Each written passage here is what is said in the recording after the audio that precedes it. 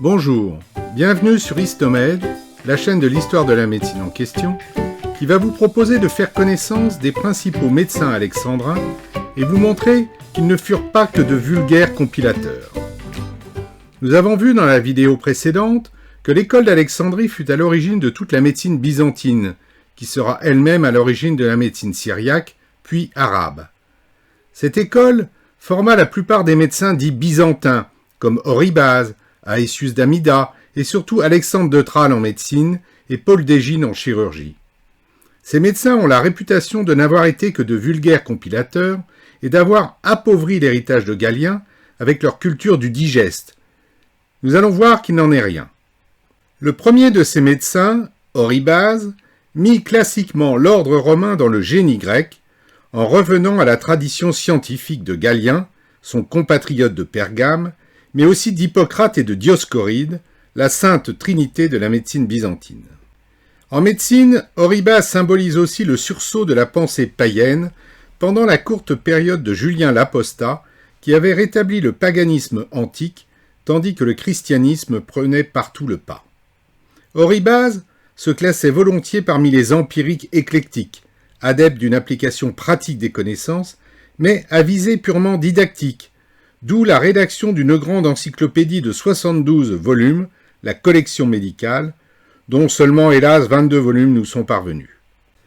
Oribase fut un compilateur honnête de Galien, mais aussi de Dioscoride en thérapeutique, et son rôle fut essentiel dans la sauvegarde de la pensée médicale gréco-romaine. Il fut, pour cette raison, surnommé le singe de Galien. Mais ce jugement, porté d'une manière générale d'ailleurs à tous les médecins alexandrins de cette époque, est sévère, car comme ses confrères, cette démarche de compilation à l'époque de Justinien fut essentielle dans tous les domaines, à l'exemple des œuvres de droit, dont on voit ici une édition tardive, et l'influence de cette culture du digeste fut considérable jusqu'au XIXe siècle, même si, effectivement, on peut regretter en médecine l'appauvrissement d'un héritage finalement tronqué. L'œuvre d'Oribase n'en fut pas moins traduite en latin dès le 7e siècle et enseignée à Paris jusqu'au XVIIIe siècle. Un synopsis en 9 volumes, réalisé au départ pour son fils Eustathios, comporte quelques notions plus personnelles, comme cette remarque sur les tumeurs malignes. Les cancers sont incurables, leur volume augmente souvent, tantôt rapidement, tantôt lentement. Ces affections sont douloureuses, elles siègent principalement à la lèvre, à l'oreille, au nez, au cou, aux fesses, aux parties génitales, à la mamelle des femmes. On doit enfin à Oribase, thérapeute prudent, le premier ouvrage de vulgarisation, ou euphorista, ou remède facile à trouver, composé en 4 livres pour les personnes étrangères à la médecine. Le second grand médecin de cette période, Aëtius d'Amida, originaire du sud-est de l'Anatolie, sur les berges du Tigre, fut également formé à Alexandrie avant de rejoindre Constantinople. Il fut l'auteur d'un cours complet de médecine en 16 livres, connu sous le nom de Tétrabiblos, les 16 livres étant regroupés en 4 sections, compilation d'extraits de médecins antérieurs, comme Galien, mais aussi Archigène d'Apamée pour la médecine, Rufus d'Éphèse pour la chirurgie, Soranos pour la gynécologie et l'obstétrique, mais aussi Nicandre de Colophon et Dioscoride pour les remèdes. Sans oublier dans la pratique d'Oribase, une dimension miraculeuse dans les soins, étant lui-même un grand prescripteur d'amulettes. Mais Oribase ne fut pas un simple compilateur. Ainsi, il fut l'auteur de la première description de la paralysie du voile du palais, des manifestations de la filière de Médine et des modifications de la voix dans l'angine diphtérique. Aëtius étudia aussi le goître, la rage, la médalectomie. Oribase étudia également la pathologie oculaire, notamment dans le livre 7, faisant une description précise de l'anatomie de l'œil, avant de distinguer 61 maladies oculaires. En chirurgie, à l'aide d'instruments similaires à ceux-ci, il réalisa la première ligature d'un anévrisme de l'artère humérale, tandis qu'en gynécologie, il examinait le linge intime de ses patientes pour analyser la couleur de leurs pertes. Le livre 16, qui est consacré à la gynécologie et à l'obstétrique, dans lequel il décrit l'opération du cancer du sein, est d'une grande importance. Continuons notre tour d'horizon des médecins byzantins alexandrins, avec sans doute le plus grand d'entre eux, Alexandre de Tralles, né en 526, mort en 605, lui aussi originaire d'Éphèse, comme Soranos et Rufus. Issu d'une famille de médecins, puisque son père Stéphanos aurait participé à la sélection du résumé de l'œuvre de Galien, connu sous le nom de Summaria Alexandrinorum, mais également d'architecte, puisque son frère Antémios fut celui de la basilique Sainte-Sophie. Sans conteste le plus grand des médecins formés à Alexandrie, Alexandre de Tralles vécut entre Rome et Byzance. Ce médecin, grand thérapeute, scientifique curieux et honnête, considérait l'expérience personnelle aussi importante que la connaissance des anciens. Il avait d'ailleurs acquis la sienne comme médecin militaire dans l'armée de Balisère, commandant en chef de Justinien, ce qui lui valut le nom de Périodeute.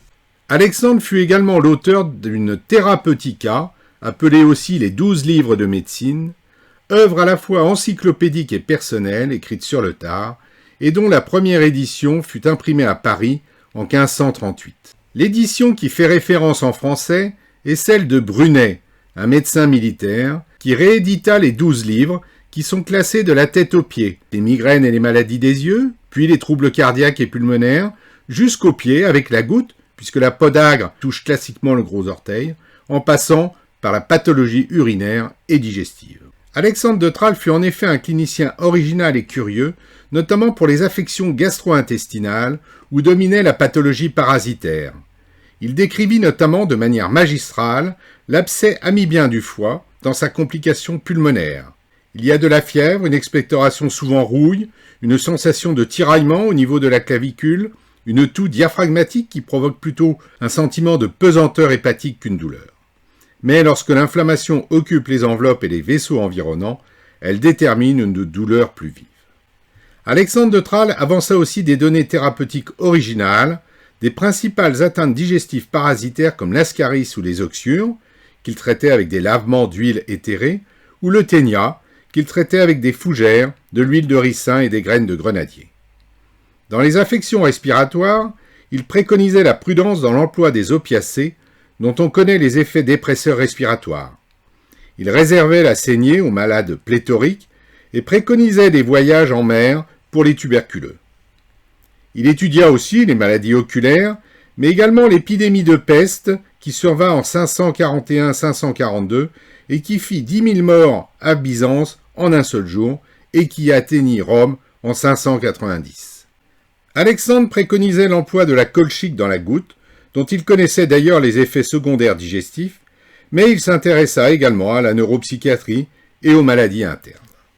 Alexandre de Tralles, que l'on voit ici tenant à la main son livret d'art médical, d'après l'une des nombreuses versions latines d'époque carolingienne, cherchait avant tout à traiter les maladies qu'il ne connaissait hélas toujours pas, mais il ne négligeait pas non plus l'effet placebo d'une médecine moins orthodoxe, n'hésitant pas à employer lui aussi des amulettes, à faire flèche de tout bois pour reprendre ses propres termes. Anticipant de plus de 1000 ans la libération de l'esprit scientifique, il déclara « Par cela même qu'on est homme, il est difficile de ne pas se tromper. Ainsi n'aurais-je jamais parlé comme je l'ai fait d'un aussi grand savant, parlant de Galien, si la vérité même ne m'avait pas donné ce courage, et si le silence ne m'eût pas paru impie. Un médecin qui garde en lui-même sans le dire ce qui lui semble vrai, commet une grande injustice, une véritable impiété. Il se précipite de lui-même et sans rémission dans la plus grave des erreurs. Le devoir est d'agir comme le dit Aristote. Platon est mon ami, mais la vérité aussi est mon ami. S'il me faut choisir entre les deux, j'opte pour la vérité. Ainsi, pour de nombreux historiens de la médecine, Alexandre de Tralles fut ni plus ni moins le plus grand clinicien entre Hippocrate et Sydenham, un médecin dont nous reparlerons. Paul d'Égine, Égine étant une petite île située en face du Pirée, est le dernier représentant de notre carteron de médecins alexandrins. Paul d'Égine assista à l'invasion arabe en 641 à Alexandrie et l'année suivante à l'incendie de ce qui restait de la bibliothèque par le calife Omar. Paul d'Égine continua d'ailleurs à exercer son art malgré cette invasion, l'école d'Alexandrie ne fermant que 80 ans après cette conquête, date de la construction de la mosquée El-Moursi Aboul Abbas, que l'on voit ici.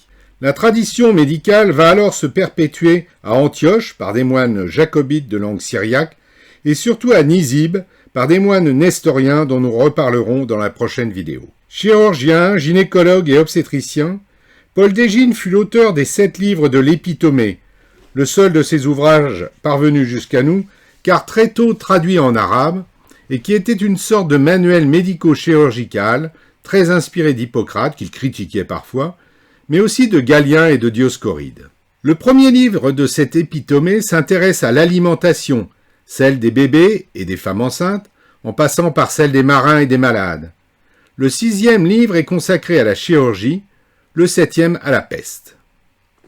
Paul Dégine fut également l'auteur d'un traité des maladies des femmes, aujourd'hui disparu, où il insistait sur l'importance de l'examen gynécologique avec un spéculum, et dans lequel il étudia également les accouchements dystociques.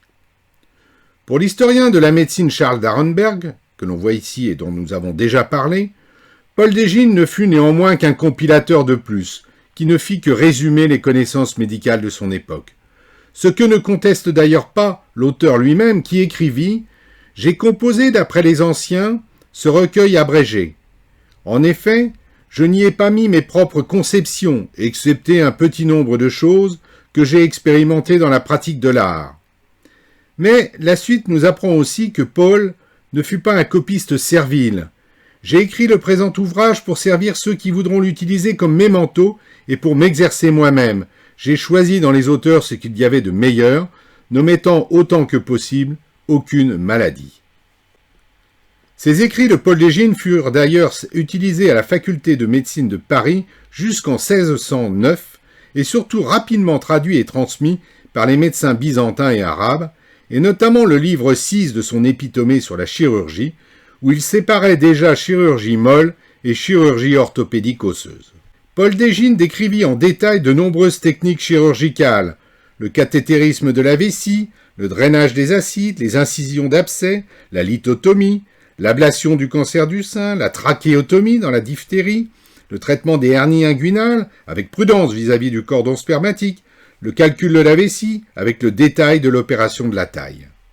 Toutes ces interventions décrites permettent de juger des progrès faits depuis Cels, même si on peut effectivement regretter l'absence de nouvelles connaissances anatomiques depuis Galien. Alexandrie aux mains des Arabes, on continua à enseigner la médecine à Byzance, selon la tradition alexandrine, à l'exemple de Michel Italikos au XIe siècle, Jean Zacharias au XIVe ou Jean Argyropoulos au XVe siècle. Michel Italikos était un lettré byzantin, professeur de rhétorique, de philosophie, mais aussi de médecine, qu'il exerça peut-être dans le monastère-hôpital du Cosmidion, à Constantinople, consacré aux saints Côme et Damien. Michel Italikos évoque d'ailleurs cet enseignement dans une lettre à l'impératrice Irène. « Je dois enseigner aux médecins les réalités cachées de la nature et les introduire aux œuvres d'Hippocrate et de Galien. Vers moi accourent des multitudes de médecins qui, sous ma direction, étudient les uns les squelettes, les autres l'anatomie, d'autres les espèces de poux et les diagnostics qu'on en retire, chacun une spécialité. » À cet enseignement théorique s'ajoutait une sorte de stage pratique de durée indéterminée, comme assistant ou hypourgos. À partir du Xe siècle, la médecine byzantine fut aussi représentée par le moine Nicolas, envoyé par l'empereur de Byzance auprès du calife de Cordoue pour participer à la traduction en arabe d'Oribase et surtout de Dioscoride.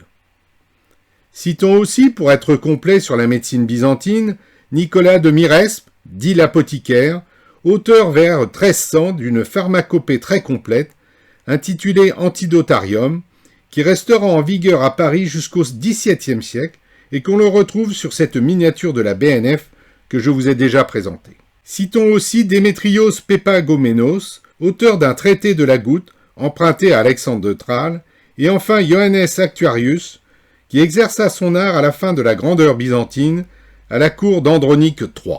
Ce médecin fut notamment l'auteur, vers les années 1340, d'une riche sémiologie uroscopique.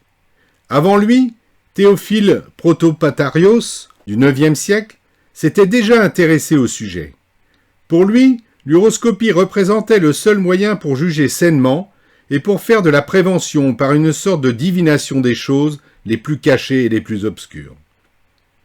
Comme ce dernier, Actuarius accordait davantage d'importance à l'examen des urines qu'à celui du pouls, car, disait-il, on juge mieux ce que l'on voit que d'après ce que l'on touche.